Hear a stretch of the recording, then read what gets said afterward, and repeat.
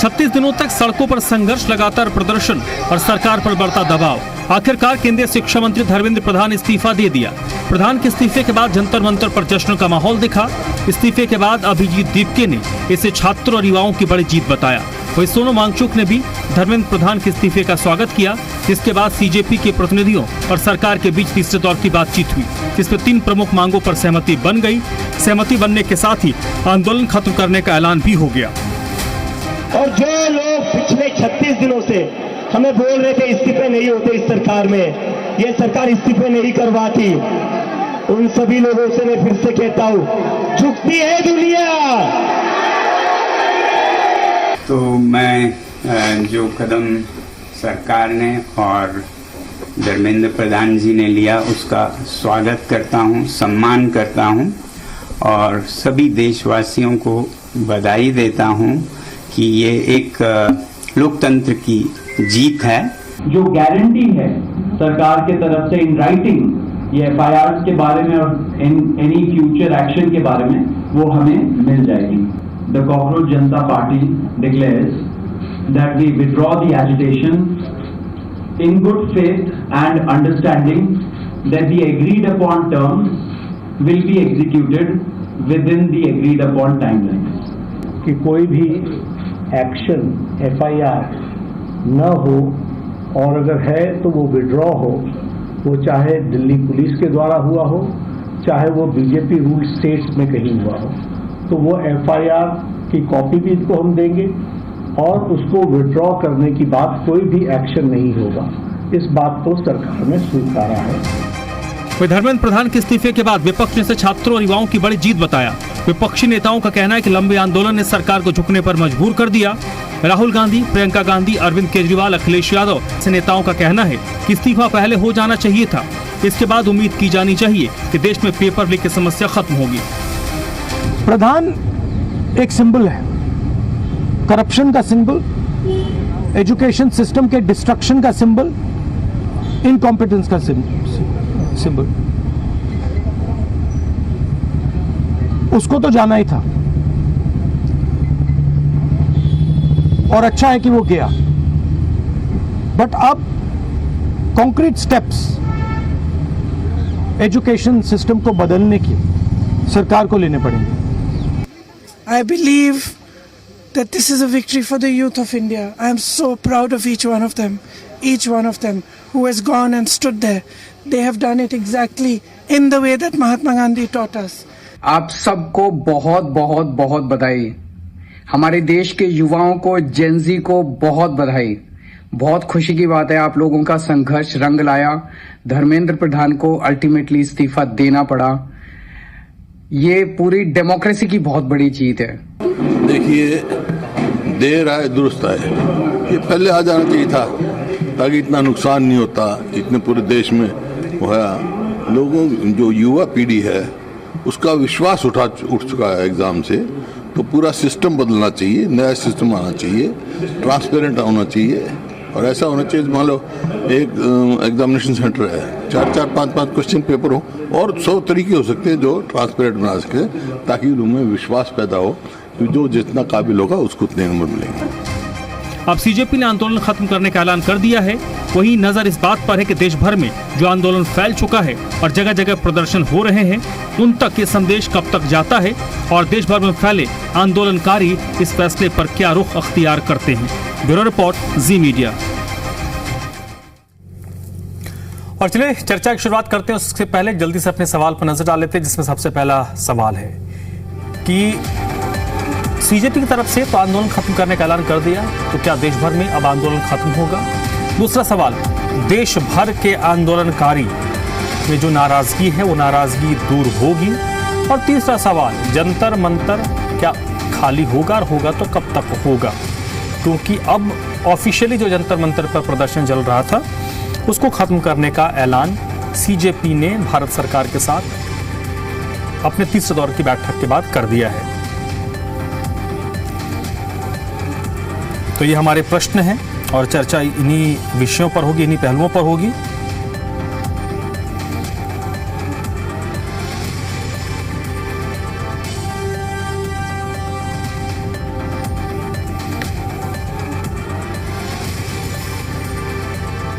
तो चले सीधे रुख कर लेते हैं अपने मेहमानों का और जल्दी से उनका आपसे परिचय करवा देते हैं। नीरज तिवारी जी हैं, प्रवक्ता हैं भारतीय जनता पार्टी के, इस वक्त मेरे साथ जुड़ चुके हैं।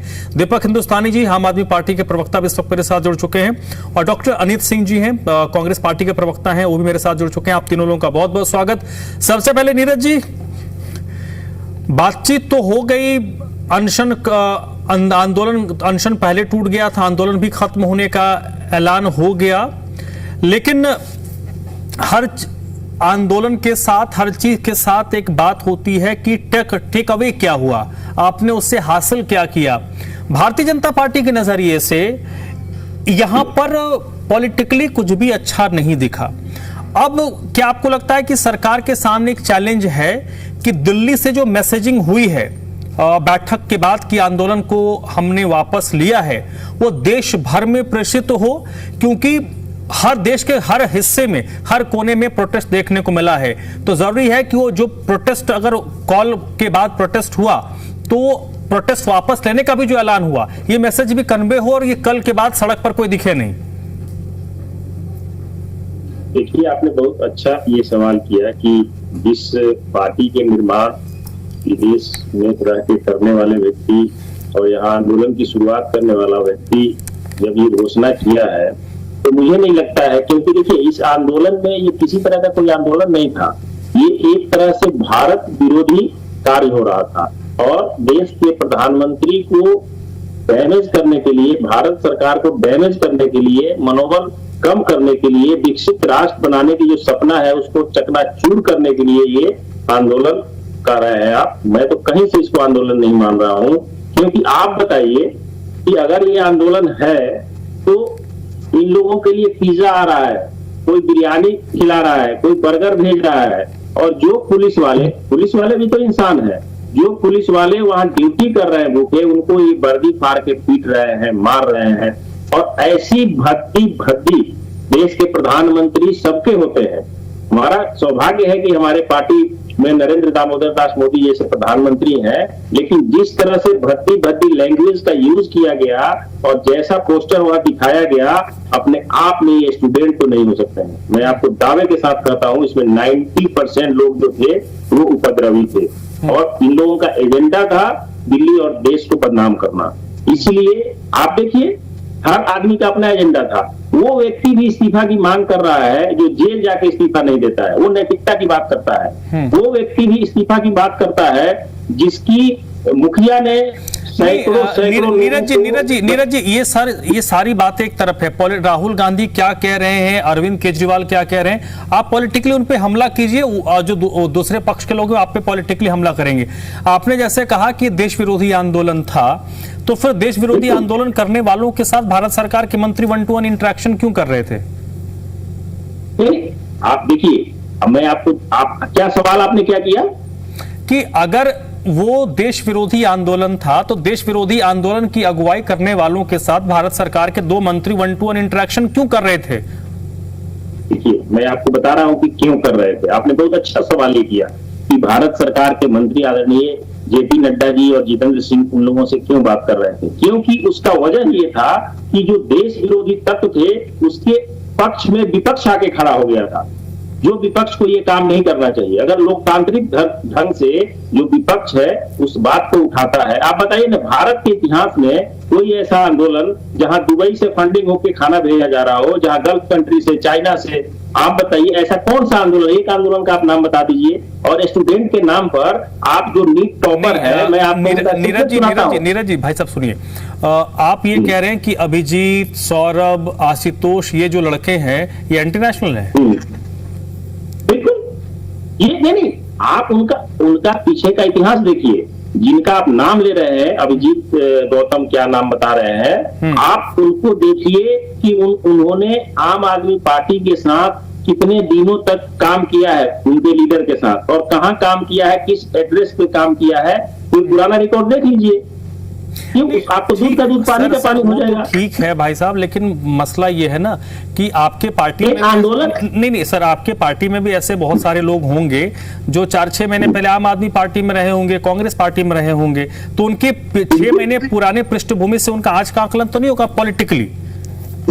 आप आपका ये सवाल उचित है, लेकिन वो विदेश में नहीं रह रहे थे, विदेश से फंड लेके नहीं आए थे। हमारे पार्टी में भी आम आदमी पार्टी के लीडर आए हैं, हमने उनका स्वागत किया है। लेकिन कोई ऐसा एक लीडर का नाम बता दीजिए जो अमेरिका में रह रहा हो, चाइना में रह रहा हो, आया और सीधे सीधे। चलिए ठीक है सर, ठीक है। नहीं, अगर फंडिंग हो रही थी तो आपको एक्शन लेना चाहिए था। अगर गलत तरीके से फंडिंग हो रही थी, मैं आता हूँ डॉक्टर साहब, मैं आता हूँ सर, मुझे 2 मिनट दे दीजिए, मैं आता हूँ आपके पास डॉक्टर साहब। ठीक है ठीक है ठीक है ठीक है डॉक्टर साहब, ठीक है डॉक्टर अनिल सिंह सर, नीरज जी ठीक है डॉक्टर अनिल सिंह आपको कुछ रिस्पॉन्ड करना चाह रहे हैं। आप देखिए, हर आदमी का अलग एजेंडा था, अखिलेश जी का अलग एजेंडा था, राहुल जी का अलग एजेंडा था, केजरीवाल जी का अलग एजेंडा था, सवाना अगर नीरज जी देखिए, अगर उनका एजेंडा था तो उनके एजेंडे के सामने आपने आत्मसमर्पण तो कर दिया। आज की तारीख में यही मैसेज आ रहा है। आत्मसमर्पण नहीं किया, ये तो महानता है धर्मेंद्र प्रधान जी का, ये महानता है उनकी। ठीक है, वो आपका परसेप्शन है, ठीक है, वो आपका परसेप्शन है सर। देखिए, आधे घंटे का ही मामला है, हमारी कोई गलती नहीं होने के बावजूद। ठीक है सर, ठीक है नीरज जी ठीक है डॉक्टर साहब कुछ कह रहे हैं। अनिल सिंह जी प्लीज बोलिए सर।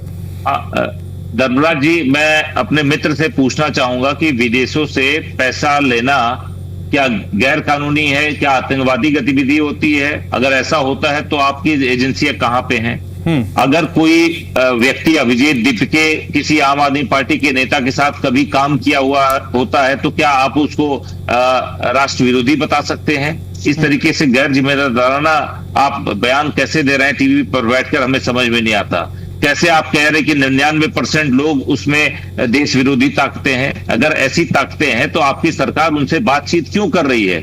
चाहे वो विपक्षी पार्टी के नेता जा रहे हो, चाहे कोई भी जा रहा हो, अगर आपके पास इतने पुख्ता प्रमाण है कि देश विरोधी ताकतें यहाँ पे एकत्रित हुई है तो आप कार्रवाई करिए। आप कार्रवाई नहीं कर रही हैं। आज आप उनके सामने समर्पण कर रहे हैं, आप बता रहे हैं कि उनकी मांगे जायज थी। आप जिस तरीके से उनकी मांगों का दमन कर रहे थे लगातार, आज इसका उपहास बन रहा है पूरे लोक जगत में। आप जो अपने शब्दों की गरिमा को बनाए रखिए और किसी को गैर राष्ट्र विरोधी बताने के पहले, आतंकवादी बताने के पहले पूरा पुख्ता प्रमाण लेकर बैठ के बात कर रही है। ठीक है, लेकिन ठीक है, मैं नीरज डॉक्टर साहब, आपने जब शुरू कर दिया एक पॉइंट ये भी आता है कि इसमें देखिए विपक्षी पार्टियों के नजरिए से अगर देखें, आप उसको पॉलिटिकली लेते हैं नहीं लेते हैं, बट मैं आपसे पॉलिटिकली पूछ रहा हूं। ये एक पॉलिटिकली भी विपक्ष के लिए बड़ी जीत है, क्योंकि इस जो वर्तमान में सरकार है, इस सरकार में इस तरीके से दबाव में आकर कोई इस्तीफा हुआ नहीं था। ये पहला इस्तीफा है जनभावना के आधार पर जिसमें इस्तीफा हुआ। तो विपक्ष के लिए पॉलिटिकली राह तो दिखी है कि अगर आप एकजुट होकर इस तरीके से मुखर होंगे तो बातें मनवाई जा सकती हैं, आप उसको पब्लिकली उसको एक्सेप्ट करवा सकते हैं। बिल्कुल सही कहा आपने यहाँ पे, क्योंकि जिस तरीके से ये सरकार लगातार एक दमन चक्र चला रही थी, चाहे किसानों का आंदोलन रहा हो, चाहे सीए एनआरसी का मुद्दा रहा हो, और न जाने कितने आंदोलन हुए, आपने देखा होगा कि किस तरीके से उसका दमन किया जा रहा था। एक के बाद एक सड़कों पर कीलें बिछा दी जाती थी, 700 किसान मर गए थे, उनको पूछने वाले कोई नहीं गए। मैं बताना चाहता हूं कि आज जिस तरीके से पूरे देश से छात्रों का ये आंदोलन और उनकी मांगे सारी की सारी जायज थी, जिस तरीके से जायज मांगों को ये सरकार दरकिनार करती रही है और एक शानशाही रवैये के साथ लगातार उसका दमन चक्र चलता रहता था, आज उसका पराभव हुआ है। मुझे ये बताने में कोई गुरेज नहीं है कि आप पॉलिटिकल इसकी मीनिंग निकाल सकते हैं, क्योंकि जो देश के लोग हैं, चाहे वो छात्र हो, चाहे किसान हो, चाहे अन्य किसी भी वर्ग के लोग हो, अगर उनके साथ इस तरीके की सरकार दमनकारी नीति अपनाती है तो हम उसके विरोध में खड़ा रहते हैं। लेकिन आज ये पहली बार हुआ है 12 साल के बाद कि मोदी सरकार बैकफुट पर नजर आई है, क्योंकि जो छात्रों का, युवाओं की जो प्रॉब्लम है उसको एड्रेस करने में ये सरकार पूरी तरीके से विफल हो गई है। जिस तरीके से बेरोजगारी 42% तक पहुंच चुकी है ग्रेजुएट्स के अंदर, और अगर नॉर्मल हम आंकड़े की बात करें तो 9.5% का आंकड़ा छू चुकी है। मैं बताना चाहता हूं कि जिस तरीके से नीट की परीक्षाएं लगातार एक के बाद 152 पेपर लीक होते हैं और सरकार मूक दर्शक बनी हुई है, और जो सवाल पूछता है उसको एंटी नेशनल बता दिया जाता है। ये जो रवैया है ये उसकी हार हुई है। हमें यहाँ किसी को पर्सनली ब्लेम करने की जरूरत नहीं है, लेकिन सरकार को इतनी संवेदनशील होना पड़ेगा कि लोगों की प्रॉब्लम को एड्रेस करने की। ठीक है सर, अब इसमें इसके एक और निहितार्थ है, उस पर मैं सेकंड राउंड में आप लोगों से क्विक रिएक्शन लूंगा। दीपक जी का मैं रुख करता हूं। दीपक जी देखिए, एक क्रेडिट वॉर भी हो सकता है कि कल से शुरू हो जाए कि हमने दबाव डाला, हमने दबाव डाला। ये लेकिन मुझे लगता है कि वो कोर इशू से बेहतर ये इशू होना चाहिए कि एजुकेशन को हमने खींचकर सेंटर लाइन पर ले आया है, और अगर भारत में भारत सरकार के शिक्षा मंत्री की अकाउंटेबिलिटी अगर तय हो रही है तो एक नजीर स्थापित होगी भविष्य में सेंटर के लिए भी और स्टेट्स के लिए भी कि एजुकेशन के मामले पर आपको फुल प्रूफ होना पड़ेगा। आज आपको आपके सभी पैनलिस्ट को मेरा नमस्कार। मैं अभी बीजेपी के प्रवक्ता को सुन रहा था, मुझे बड़ी हंसी आ गई। मुझे लगा था कि बीजेपी के प्रवक्ता बोलेंगे कि मैं माफी मांगता हूं, हमारी पूरी बीजेपी की टीम माफी मांगती है कि हमने बच्चों के साथ ऐसा ऐसा शब्द बोला था। वो आज लाठी तंत्र की हार हुई, तानाशाही की हार हुई और लोकतंत्र की जीत हुई। और बीजेपी के प्रवक्ता अभी भी स्पीच पे रख रहे हैं। बीजेपी के प्रवक्ता की बात करना चाहूं, अगर वह इंटरनेट आतंकवादी थे, उग्रवादी थे, तो क्या मोदी सरकार उग्रवादी आतंकवादियों के आगे झुक गई? क्या अमित शाह जी कहा है? फिर तो इस्तीफा होना चाहिए अमित शाह जी का।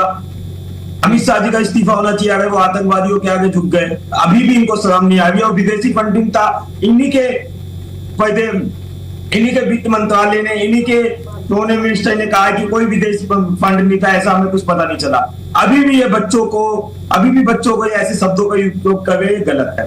सबसे बड़ी बात, वो इस्तीफा दिया नहीं है, पहली बार इस्तीफा दिया नहीं है, इस्तीफा लिया गया है। इस यूथ ने, इस देश के युवा ने इस्तीफा लिया है, इस्तीफा दिया नहीं गया।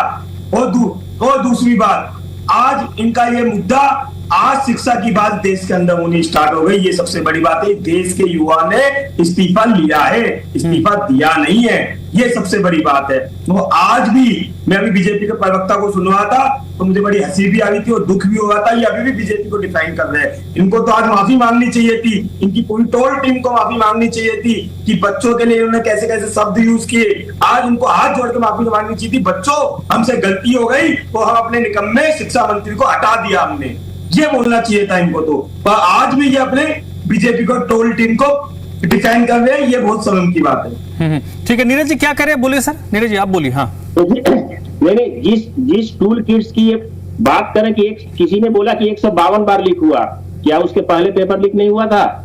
मैं बताना चाहता हूं कि 400 अकाउंट को बंद किया गया जो पाकिस्तान से चलाया जा रहा था, ये पूरे मीडिया में है।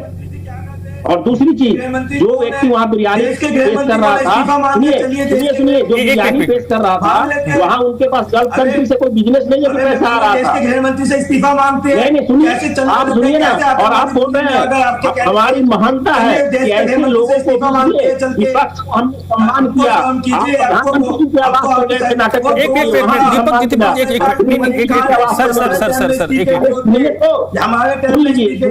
सुनिएगा नहीं, मैं तो बोलता नहीं आपके बच्चों ने झुका दिया सर। चलिए दीपक जी एक मिनट, ठीक है। एक मिनट, बच्चे हर पॉलिटिकल पार्टी से जुड़े लोगों के जो समर्थक रहे होंगे, उनके घर के बच्चे सड़क पर थे, वो बच्चे ठीक है। अब इनको बोल रहे काउंटर कुछ है मेरे तरफ से भी। हाँ, बच्चे सड़क पे थे, माननीय केजरीवाल के बच्चे, आप बताइए हमको क्या पाकिस्तान मैं सड़क पे था, सुनिए, इस आंदोलन में ठीक है, विपक्ष आया, पार्टियां आई, लेकिन क्या मतलब था नसरुद्दीन शाह जी का यहाँ आके सपोर्ट करने का, शबाना आजमी जी का आके, और गल्फ कंट्री से पैसा और पिज्जा और बर्गर और स्विगी से ऑर्डर लाखों लाख का भेजा जा रहा था। पुलिस वाले बेचारे नीरज जी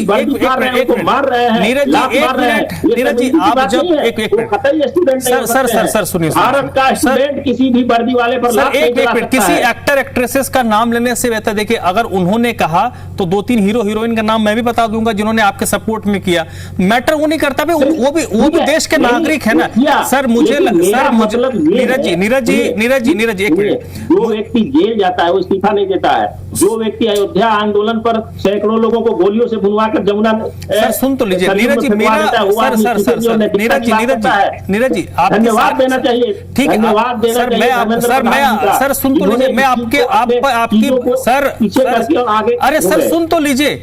मुझे लगता है कि जो मैंने शुरुआत में एक सवाल कहा था ना, जो टेक अवे क्या होता है, तो इसमें एक take away Bharatiya Janata party के लिए ये हो सकता है कि हर चीज को अगर आप एंटी नेशनल कहेंगे तो सवाल आप पर खड़ा होगा कि देश की निगरानी की जिम्मेदारी आपको दी गई है, आपके रहते एंटी नेशनल लोग कैसे एक्टिव हैं? अगर एक्टिव हैं तो उन पे एक्ट कीजिए, एक्शन लीजिए, बोलिए मत कि ये एंटी नेशनल हैं। अगर हैं तो एक्ट कीजिए और प्रूफ के साथ, कोई कुछ नहीं बोलेगा।